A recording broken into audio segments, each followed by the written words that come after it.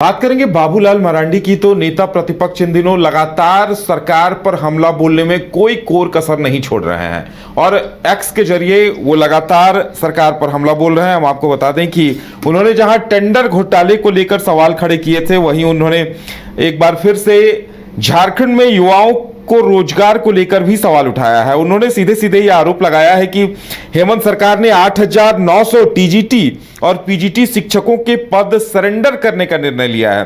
बाबूलाल मरांडी ने आरोप लगाया है कि लगभग 9,000 पद एक झटके में सरकार खत्म कर दे रही है, जो शिक्षित बेरोजगारों के साथ बहुत बड़ा अन्याय है। उनका कहना है कि यह फैसला उन अभ्यर्थियों के लिए नागवार गुजरेगा जो सालों से टीचर बनने की तैयारी कर रहे हैं, प्रतियोगी परीक्षाओं की तैयारी कर रहे हैं। और एक और टेंडर को लेकर उन्होंने सवाल उठाया है। ज्यादा जानकारी के लिए इस वक्त हमारे साथ मदन जुड़े हुए हैं। मदन, बाबूलाल मरांडी सरकार पर हमलावर हैं और उन्होंने जो मुद्दे उठाए हैं वाकई में राज्य के युवाओं को जो नौकरियों की तैयारी कर रहे हैं उनके लिए भी ये काफी अहम है कि अगर वाकई में सरकार इतने पदों को सरेंडर कर रही है तो ये उनके लिए चिंता की बात है। साथ ही साथ उन्होंने टेंडर घोटाले की भी बात कही है। क्या कुछ है मायने इसके? बिल्कुल, देखिए, सरकार को लगातार बाबूलाल मरांडी घेरते हुए नजर आ रहे हैं। कई विषयों पर उन्होंने मुख्यमंत्री हेमंत सोरेन को पत्र भी लिखा है, लेकिन सबसे ज़्यादा अगर आप देखें तो ट्विटर के माध्यम से, एक्स के माध्यम से सरकार को घेरने की कोशिश जो है बीजेपी के प्रदेश अध्यक्ष और नेता प्रतिपक्ष बाबूलाल मरांडी ने किया है। दो महत्वपूर्ण विषय को लेकर आज एक्स पर जो है सीधे तौर पर निशाना साधा है। पहला तो जब सिमडेगा में आज टेंडर घोटाले को लेकर के उन्होंने पोस्ट किया और लिखा है कि भवन निर्माण विभाग में टेंडर जो है सिर्फ एक दिखावे के लिए प्रक्रिया को पूरा किया जा रहा है। टेंडर जो है पहले ही मैनेज कर लिए जाते हैं। कोल्ड स्टोरेज के भवन को लेकर के 1 करोड़ की लागत से बनने वाले सिमडेगा में जो कोल्ड स्टोरेज थे उसको लेकर के उन्होंने कहा है कि निविदा की तिथि जो है वो 5 तारीख होती है और 7 को ही वो टेंडर खोल दिया जाता है।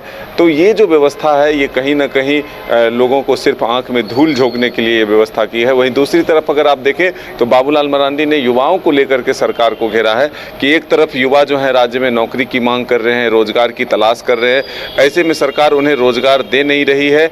शिक्षकों की नियुक्ति की बात तो जरूर कर रही है, लेकिन वहीं कैबिनेट के माध्यम से जो फैसले हुए हैं, पीजीटी और टीजीटी के जो पद हैं लगभग 9,000 पद वो सरेंडर कर दिए गए हैं। तो ऐसे में बाबूलाल मरांडी ने कहा कि वैसे युवा जो अभ्यर्थी हैं, जो नौकरी की तलाश कर रहे हैं, जो उम्मीद में बैठे हैं, उनके साथ धोखा हुआ है, उनके आंखों में धूल झोंकने की कोशिश हुई है। तो सरकार जो है इसे गंभीरता से ले और इस फैसले को जल्द से जल्द वापस ले और युवाओं को रोजगार दे। 26,000 जो नियुक्तियों की बात की जा रही है उसे पूरा किया जाए, न कि पोस्ट को सरेंडर कर दिया जाए। तो ऐसे में अब देखना होगा कि सरकार को घेरने के लिए बाबूलाल मरांडी लगातार हमलावर हैं एक्स के माध्यम से। तो इन्होंने जो सवाल खड़े किए हैं कि आखिर सरकार रोजगार देने की मंशा स्पष्ट करे, बल्कि रोजगार छीनने की नहीं, रोजगार सरेंडर करने के लिए नहीं। तो अब देखना होगा कि मुख्यमंत्री की तरफ से या फिर सरकार के जो विभागीय मंत्री हैं उनकी तरफ से क्या कुछ पहल किए जाते हैं, युवाओं को रोजगार को लेकर के क्या कुछ कदम उठाए जाते हैं, ये देखने वाली बात है। मदन, देखिए, बाबूलाल मरांडी ने ये जो मसला उठाया है कि 9,000 पद सरेंडर किए जा रहे हैं और इस पे लगातार चर्चा हो रही है, लेकिन क्या सत्ता पक्ष की ओर से कोई इस पे रिएक्शन आया है क्या? देखिए, अभी तक फिलहाल इस पर कोई रिएक्शन नहीं आया है। सत्ता पक्ष के नेताओं से हमने बातचीत करने की कोशिश की है तो उनका साफ तौर पर कहना है कि बीजेपी सिर्फ लोगों को आंख में धूल झोंकने की कोशिश करती है, बरगलाने की कोशिश करती है।